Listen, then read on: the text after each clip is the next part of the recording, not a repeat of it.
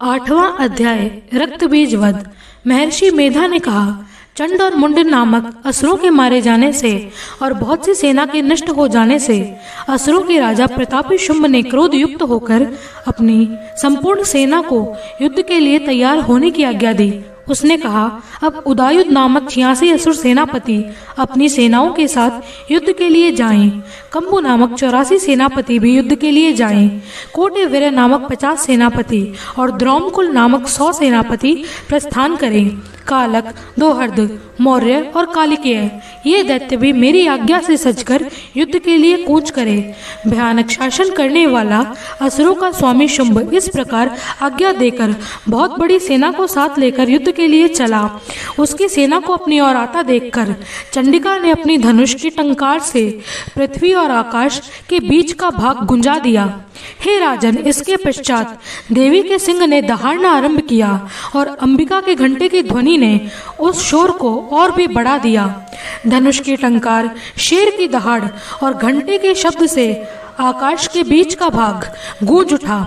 इसके साथ ही देवी ने अपने मुख को और भी भयानक बना लिया। ऐसे भयंकर शब्द को सुनकर राक्षसी सेना ने देवी तथा सिंह को चारों ओर से घेर लिया। हे राजन, उस समय दैत्यों का नाश करने के लिए और देवताओं के हित के लिए ब्रह्मा, शिव, कार्तिकेय, विष्णु तथा इंद्र आदि सभी देवों की शक्तियां, जो कि अत्यंत पराक्रमी और बल से संपन्न थी, उनके शरीर से निकलकर उसी रूप में देवी चंडिका के पास आई। जिस देवता का जैसा रूप, जैसे आभूषण और जैसा वाहन था, वैसे ही रूप, आभूषण और वाहन लेकर उन देवताओं की शक्तियां युद्ध करने के लिए आई। हंस युक्त विमान में बैठकर, रुद्राक्ष की माला लेकर, कमंडल हाथ में लेकर ब्रह्मा जी की शक्ति ब्रह्माणी आई। वृषभ पर सवार होकर, हाथ में त्रिशूल लेकर, महानाग का कंकण पहनकर, चंद्र रेखा से भूषित होकर भगवान शंकर की शक्ति माहेश्वरी आई। हाथ में शक्ति लिए हुए दैत्यों से युद्ध करने के लिए कार्तिकेय जी की शक्ति अंबिका उन्हीं का रूप धारण करके आई। भगवान विष्णु की शक्ति गरुड़ पर सवार होकर शंख, चक्र, गदा, सारंग, धनुष और खड्ग हाथ में लिए हुए आई। श्री हरि की शक्ति वाराही वाराह का शरीर धारण करके आई। नरसिंह के समान शरीर धारण करके उनकी शक्ति नारसिंही भी आई। उनकी गर्दन के झटकों से आकाश के तारे टूट पड़ते थे। इसी प्रकार देवराज इंद्र की शक्ति ऐन्द्री भी ऐरावत के ऊपर सवार होकर आई। पश्चात इन देव शक्तियों से घिरे हुए भगवान शंकर ने चंडिका देवी से कहा, मेरी प्रसन्नता के लिए तुम शीघ्र ही इन असुरों को मारो। इसके पश्चात देवी चंडिका के शरीर से अत्यंत उग्र रूप वाली, सैकड़ों गिद्धड़ियों के समान आवाज करने वाली शक्ति चंडिका प्रकट हुई। उस अपराजिता देवी ने 2 मील जटा वाले शंकर से कहा, हे प्रभु, आप मेरी ओर से दूत बनके शुंभ और निशुंभ के पास जाइए और उन अत्यंत गर्वीले दैत्यों से कहिए, और उनके अतिरिक्त जो भी दैत्य वहां युद्ध के लिए उपस्थित हो उनसे भी कहिए, जो तुम्हें अपने जीवित रहने की इच्छा हो तो त्रिलोकी का राज्य इंद्र को दे दो। देवताओं को उनका यज्ञ भाग मिलना आरंभ हो जाएगा और तुम पाताल को लौट जाओ। किंतु यदि बल के गर्व से तुम्हारी लड़ने की इच्छा हो तो फिर आ जाओ। मैं तुम्हारे मांस से मेरी योगिनियां तृप्त होंगी। क्योंकि उस देवी ने भगवान शंकर को दूत के कार्य में नियुक्त किया था, इसीलिए इस संसार में वे देवी शिवदूती के नाम से विख्यात हुई। भगवान शंकर ने देवी का संदेश पाकर दैत्यों के क्रोध का कोई आर पार न रहा। वह जिस स्थान पर देवी विराजमान थी वहां पहुंचे और जाने के साथ ही उस पर बाणों और शक्तियों की वर्षा करने लगे।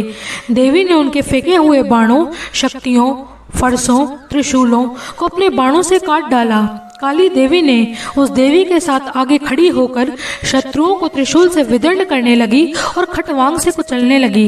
ब्रह्माणी जिस तरफ दौड़ती थी उसी तरफ अपने कमंडल का जल छिड़क कर दैत्यों के वीर्य व बल को नष्ट कर देती थी।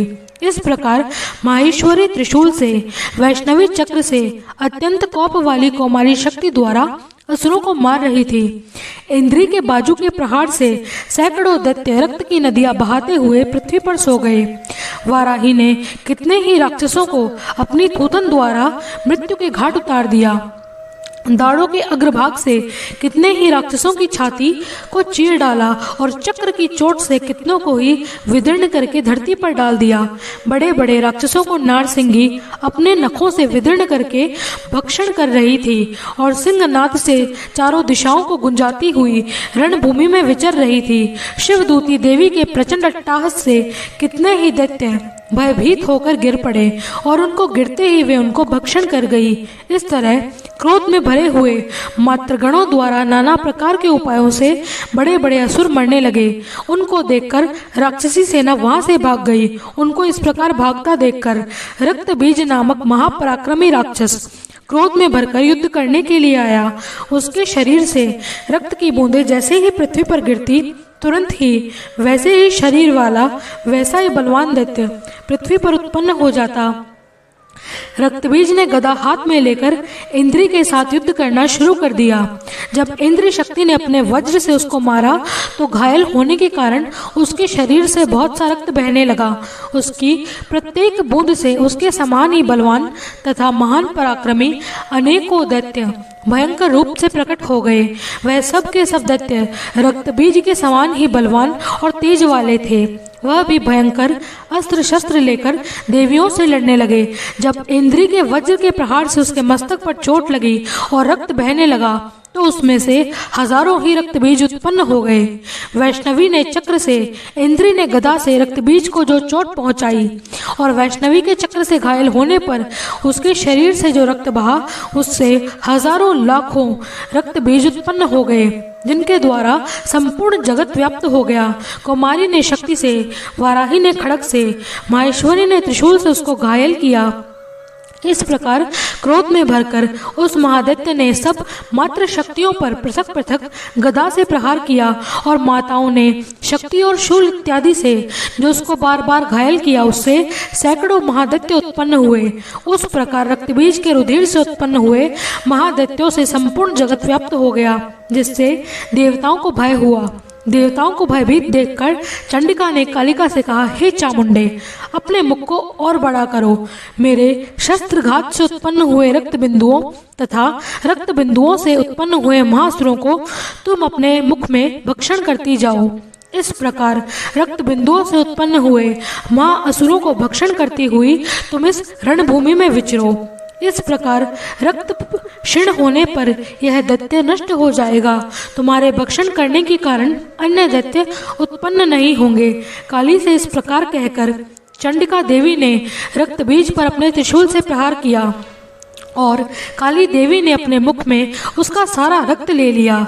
जब उसने गदा से चंडिका पर प्रहार किया तो प्रहार से चंडिका को तो तनिक भी कष्ट न हुआ, किंतु रक्तबीज के शरीर से बहुत सा रक्त बहने लगा। लेकिन उसके गिरने के साथ ही काली ने उसको अपने मुख में ले लिया। काली के मुख में उस रक्त से जो असुर उत्पन्न हुए उसको उसने भक्षण कर लिया और रक्त को पी लिया। तदनंतर देवी ने रक्तबीज को, जिसका कि खून काली ने पिया था, चंडिका ने उस दैत्य को वज्र, बाण, खड्ग इत्यादि ऋषि से मार डाला। हे राजन, अनेक प्रकार के शस्त्रों से मारा हुआ खून से वंचित वह महादैत्य रक्तबीज पृथ्वी पर गिर पड़ा। हे राजन, उसके गिरने के साथ ही देवता अत्यंत प्रसन्न हुए। माताएं उन असुरों का रक्त पीने के पश्चात उद्यत होकर नृत्य करने लगी।